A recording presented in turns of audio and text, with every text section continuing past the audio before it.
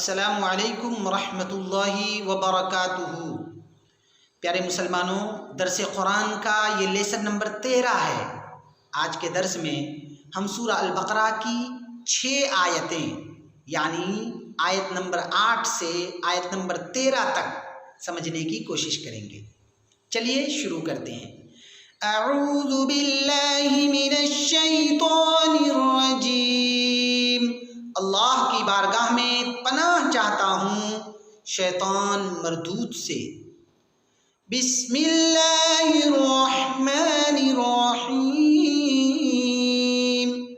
اللہ کے نام سے شروع جو بڑا مہربان نہایت رحم والا ہے۔ سورہ البقرہ کی آیت نمبر 8 سے آیت نمبر 13 کے درمیان اللہ تبارک و تعالیٰ نے منافقین کے بری عادتوں کا ذکر فرمایا ہے۔ اللہ فرماتا ہے وَمِنَ النَّاسِ مَن يَقُولُ آمَنَّا بِاللَّهِ وَبِالْيَوْمِ الْآخِرِ وَمَا هُم بِمُؤْمِنِينَ۔ حبیب پاک صلی اللہ علیہ وسلم، یہ منافقین آپ کے سامنے جھوٹ بولتے ہیں کہ ہم بھی اللہ اور آخرت پر ایمان رکھتے ہیں۔ محبوب، ان پر بھروسہ نہ کرنا کیونکہ ان کے دلوں میں ایمان نہیں ہے۔ یہ صرف زبانی دعویٰ کر رہے ہیں، آپ کے سامنے جھوٹ بول رہے ہیں۔ محبوب، ان پر ہرگز بھروسہ نہ کرنا کیونکہ اللہ فرماتا ہے ان کے دل میں ایمان نہیں ہے۔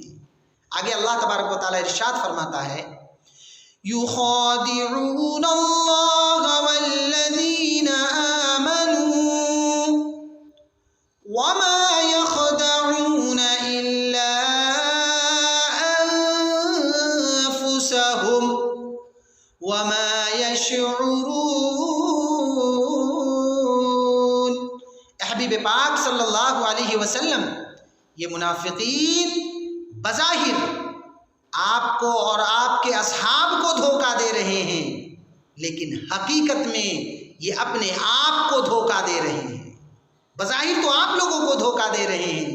یہاں یخادعون اللہ میں اللہ کو دھوکہ دینا مراد نہیں ہے۔ ظاہری ترجمہ تو یہی ہے کہ منافقین اللہ کو دھوکہ دے رہے ہیں، لیکن کسی میں مجال نہیں کہ وہ اللہ کو دھوکہ دے۔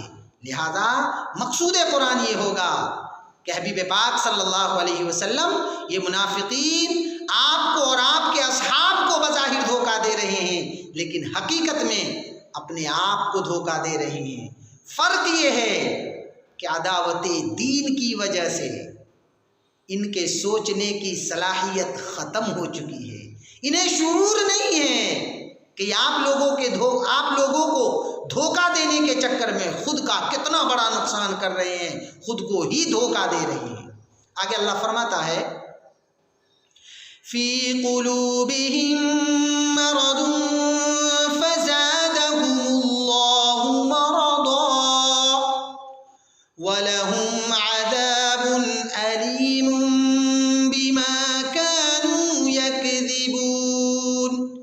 حبیب پاک صلی اللہ علیہ وسلم، ان منافقین کے دلوں میں بغض و حسد کی بیماری لگ چکی ہے۔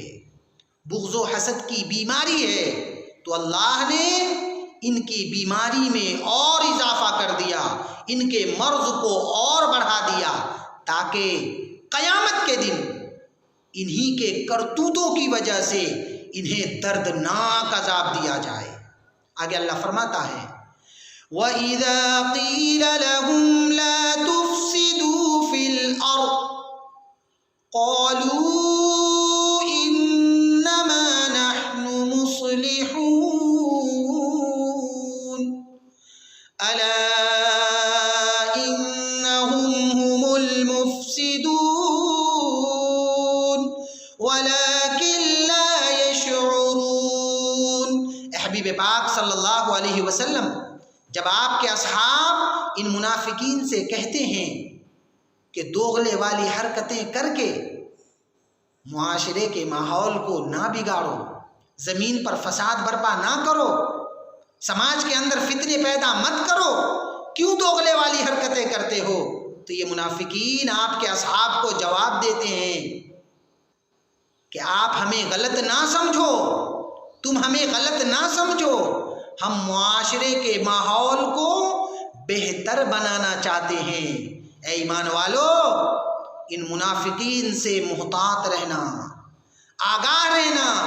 یقیناً یہ لوگ زمین پر فساد برپا کرنا چاہتے ہیں، معاشرے کے ماحول کو بگاڑنا چاہتے ہیں، سماج میں فتنے پیدا کرنا چاہتے ہیں۔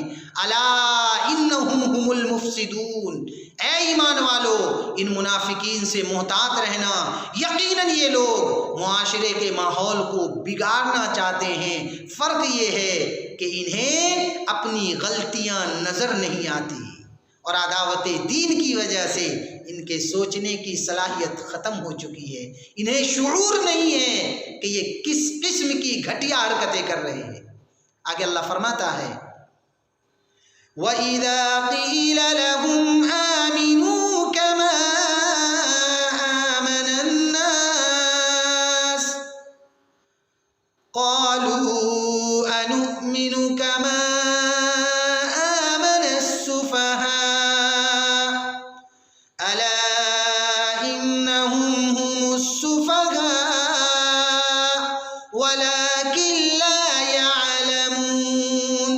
حبیب پاک صلی اللہ علیہ وسلم جب آپ کے اصحاب ان منافقین سے کہتے ہیں کہ تم لوگ بھی اسی طرح مومن بن جاؤ جیسے حضور کے دیگر اصحاب ہیں، تو یہ لوگ آپ کے اصحاب کا مذاق بناتے ہوئے کہتے ہیں کہ کیا ہم بھی تمہاری طرح بے وقوف بن جائیں، بیوی بچوں کو چھوڑ کر جنگ کے لیے نکل جائیں، حضور کے پیچھے دیوانے بن جائیں، تمہاری طرح ہم بے وقوف بن جائیں۔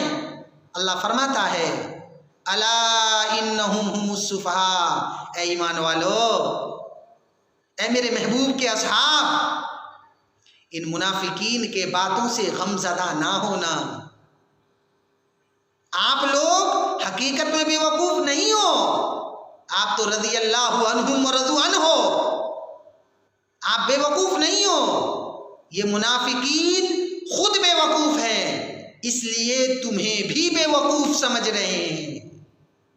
اللہ فرماتا ہے اے ایمان والو، غمزدہ نہ ہو، یہ منافقین خود بے وقوف ہیں، اسی لیے تمہیں بے وقوف سمجھ رہے ہیں۔ صدق اللہ